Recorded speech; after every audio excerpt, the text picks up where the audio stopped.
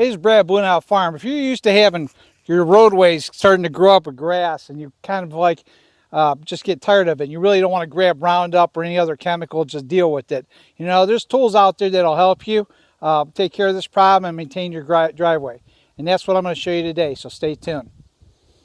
So this is an agricultural driveway. It doesn't get traveled that often, and this is a problem we're going to attack. And right up here you can see where it's a little clear. And then the farther you go, you can actually see grass growing on top of the driveway. I don't use this driveway that often, and but I really want to attack the grass problem, and I haven't really done nothing since spring. It is now June, and it's time to deal with this issue. So stay tuned, and I'm going to kind of walk you through the process here.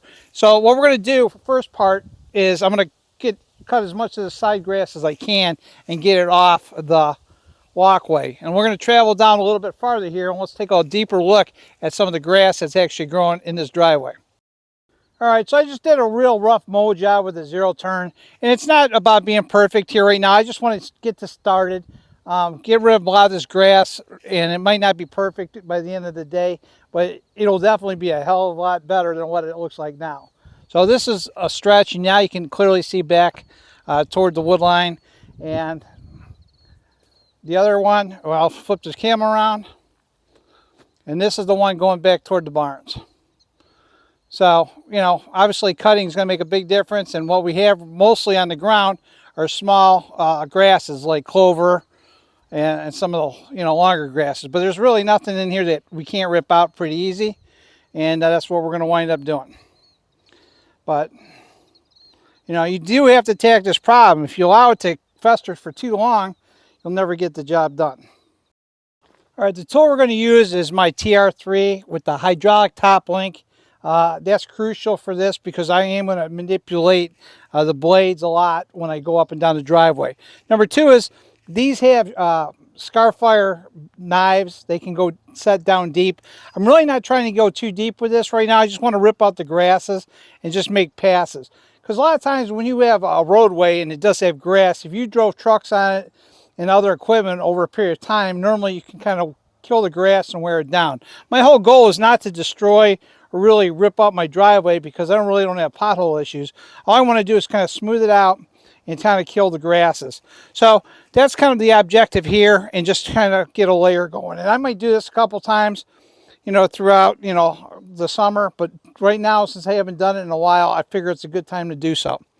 So this is what we're going to use is TR3. It goes on a tractor. This is my 7060 Kubota, 70 horsepower. This is a 7.5 foot blade. So I'm just going to make a couple short passes here so you can get an idea what it looks like in action. So the first thing you're going to do is mess around with the hydraulic top link. And once you get that set, you're going to just slowly skim the ground where you can start seeing where you're getting some activity, but you're not having too much buildup between the Scarfire and your self-leveling blade. And all you're going to do once you have it set just right is you're not going to stay in the same lane. You're going to zigzag through.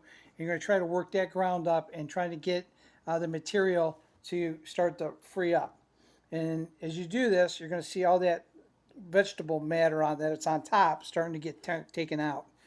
And all this is just being very repetitive and going back and forth. And this is where the TR3 shines. It kind of does its own job as you go. It makes a heck of a difference. And you just keep doing it over and over and over again.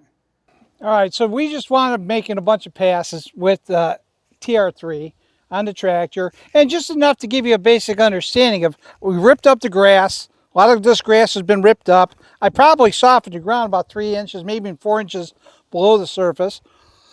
And we're somewhat making and redefining our roadway. So what I need to keep doing, which I'm not going to bore you on, is keep making more passes and try to work toward the outside edges a little bit and try to clean this up. And more passes I make, the more I can open up the area.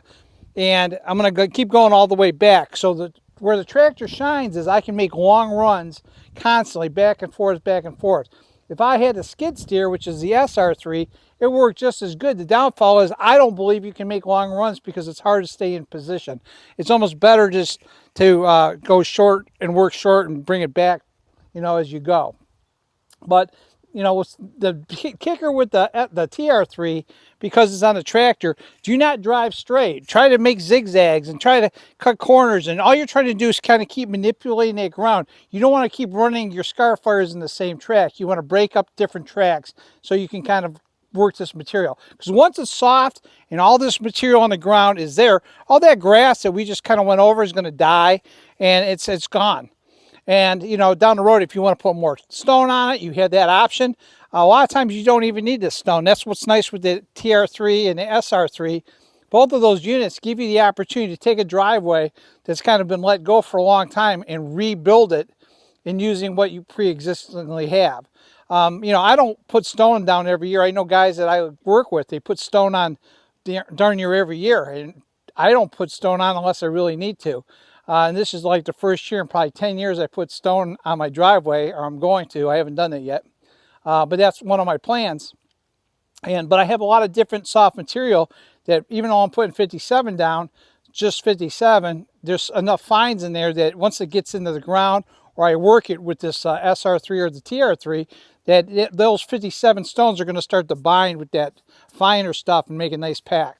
So that's kind of my thinking behind why I went with 57 for my driveway.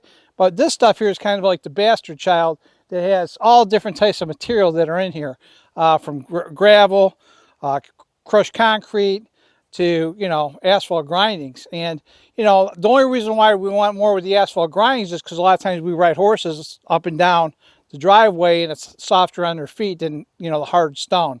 So that's where the asphalt grindings actually come into play a little bit better as a top.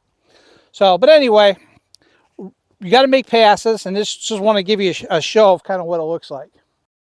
Okay, so here's how the driveway looks now after making numerous passes, and you can see on the asphalt millings how well it broke it down. And there are some chunks on the ground as well. The key is to set the TR3 at the right level and just make small little chops at this.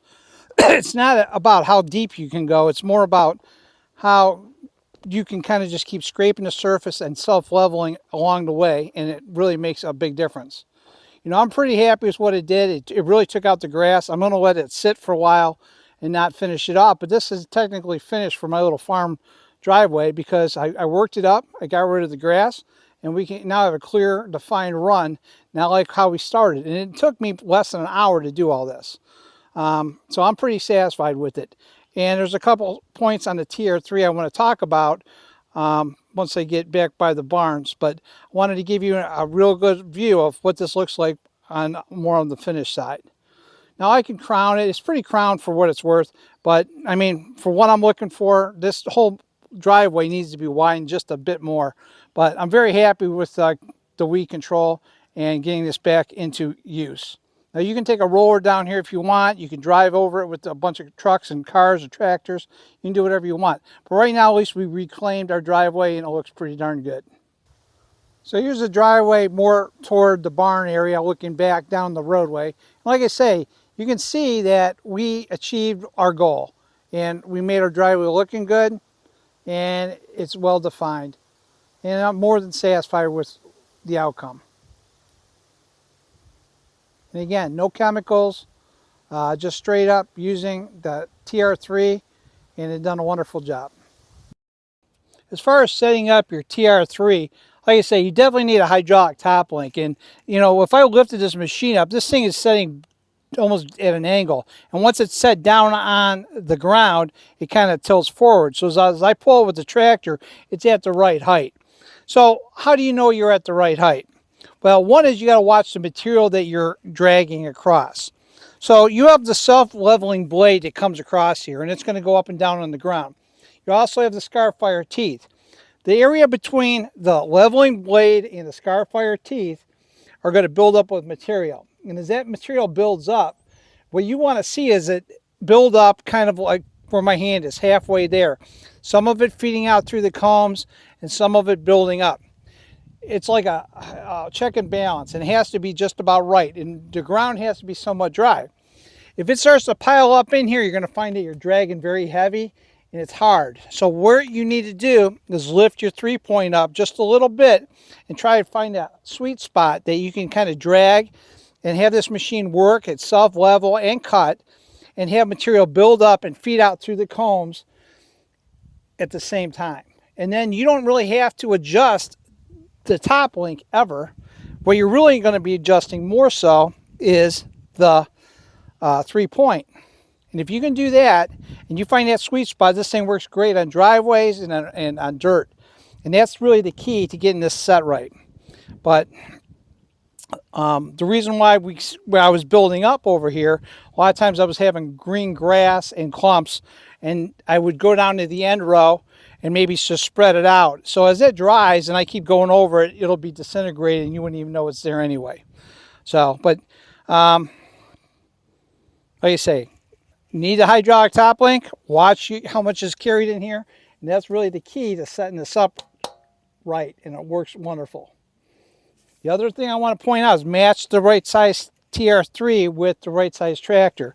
You know, if I push this thing down and I can get this tractor to grunt, but the bottom line is I think the 70 horsepower tractor with this 7.5 foot TR3 is a good pairing for both on dirt and on these driveways. It's a great match. And you know, they sell smaller units, but this is a great unit, and it works well for me. Hey guys, thanks for watching that video on doing this driveway using that TR3. They're great tools, they're great attachments. I really love them, and that was just a good taste of what it could actually do. So as a multiple tool attachment, they can do a lot of different things. You just have to be a little creative in how you can use it. But driveways, I think that's where it shines. And that's actually what, between doing that and smoothing out riding arenas for horses, you can't go wrong. In most farms, you have gravel driveways and you normally have things you need to smooth out. It works great. I've used it on pastures, I've used it in riding arenas. Wherever you need to level something out, you can't go wrong with that TR3 on the tractor. But just make sure you have enough horsepower to pull the equipment that you're doing. Don't be underestimating your horsepower. You know, that's a 70 horse tractor, but I can bog it down pretty good if I really dive it deep. But that's a perfect pairing as far as I'm concerned with the unit that I actually have. But anyway, thanks for watching, and hopefully you gained something from this video. See you next time.